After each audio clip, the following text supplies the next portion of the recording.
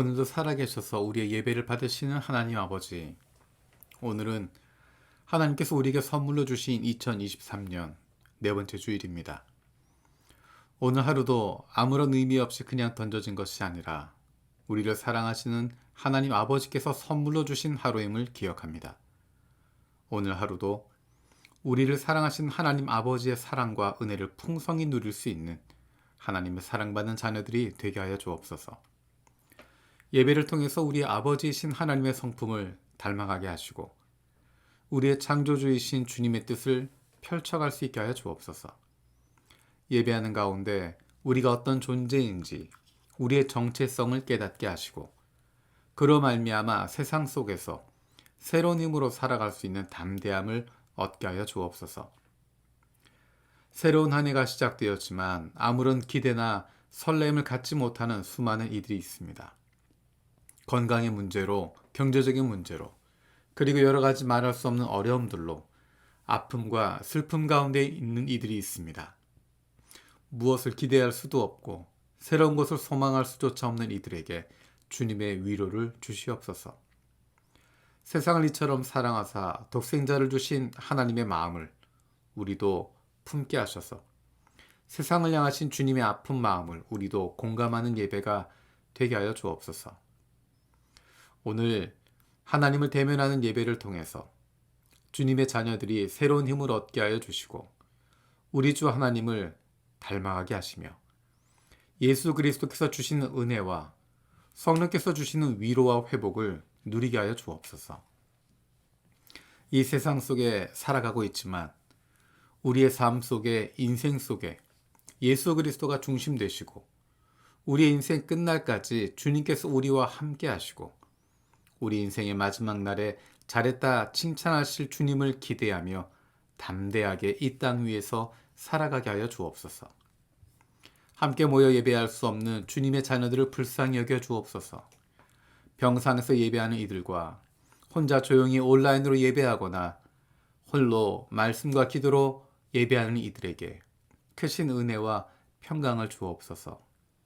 여러 가지 이유로 주일에 예배당에서 예배할 수 없고 마음껏 소리 높여 찬양할 수 없는 이들의 안타까움을 보시고 하나님의 말씀을 통한 위로와 은혜가 넘치는 주일이 되게 하여 주옵소서.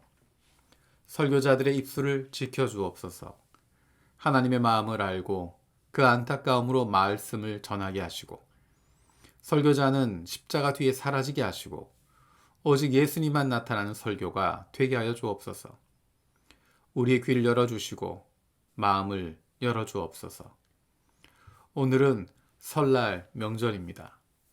오랜만에 가족들이 함께 모이는 자리에 위로의 성령께서 함께 하셔서 편안한 쉼의 시간이 되게 하여 주시옵소서. 아직 예수님을 믿지 않는 가족들과 함께 모이는 하나님의 자녀들의 마음을 위로하여 주시고 그 가운데서도 평안함을 누리게 하여 주옵소서. 예수님은 모르는 다른 가족들을 섬기는 모습을 통해서 너무 늦지 않게 다른 가족들과 함께 찬양할 수 있는 날을 갖게 하여 주옵소서. 명절에 많은 가족들이 힘들고 어려운 시간을 갖습니다. 성령께서 함께하여 주셔서 이 명절이 함께 섬기고 기뻐할 수 있는, 서로 사랑할 수 있는 복된 시간들이 되게 하여 주시고 쉼과 회복의 시간으로 만들어 주옵소서. 육신의 병과 아픔을 가지고 있는 지체들을 위해서 기도드립니다. 사랑하는 이들의 아픔을 쓰다듬고 만지고 간호하는 가족들을 위로하여 주옵소서. 힘들고 어렵지만 주님께서 주시는 새 힘으로 사랑으로 섬길 수 있게 하여 주옵소서. 회복을 위한 기도를 들어주시고 응답하여 주옵소서.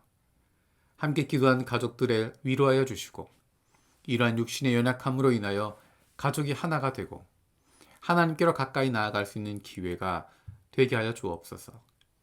못된 암세포들 예수 그리스도의 이름으로 사라지게 하여 주시고 치료의 광선으로 아픈 부위를 비추어 주옵소서.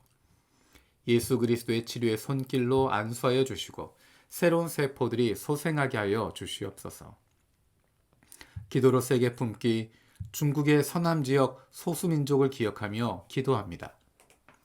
빈번한 자연재해로 인한 가난 문제가 해결되고 동시에 부유한 지역에 만연되고 있는 향락 문화와 국경 지역의 마약 문제가 해결되게 하여 주옵소서. 산지에 사는 소수민족이 불교와 전통적이고 원시적인 신앙에서 벗어나게 하시고 종교를 중심으로 형성된 강한 부족 공동체에 복음의 역사가 일어나게 하여 주옵소서. 운남성 교회들이 든든히 세워져 세계 선교에 사용되게 하시고 신종교 사무 조례로 인한 핍박이 심한 사천성 교회들을 지켜주시고 귀주성 산속 소수민족들에게 복음이 전해지게 하여 주옵소서. 귀주성에 250여 개 민족 언어가 잘 분류돼 문맹률이 높은 이들에게 그들의 언어로 선교가 이루어지고 운남성 교회에서 선교 지원자가 배출되고 선교 훈련 센터가 세워지게 하여 주옵소서. 성경을 통해서 우리에게 반복해서 강조하고 있는 하나님의 자녀가 된다고 하는 복이 얼마나 큰 것인지를 우리의 매일의 삶 속에서 경험하게 되기를 원합니다.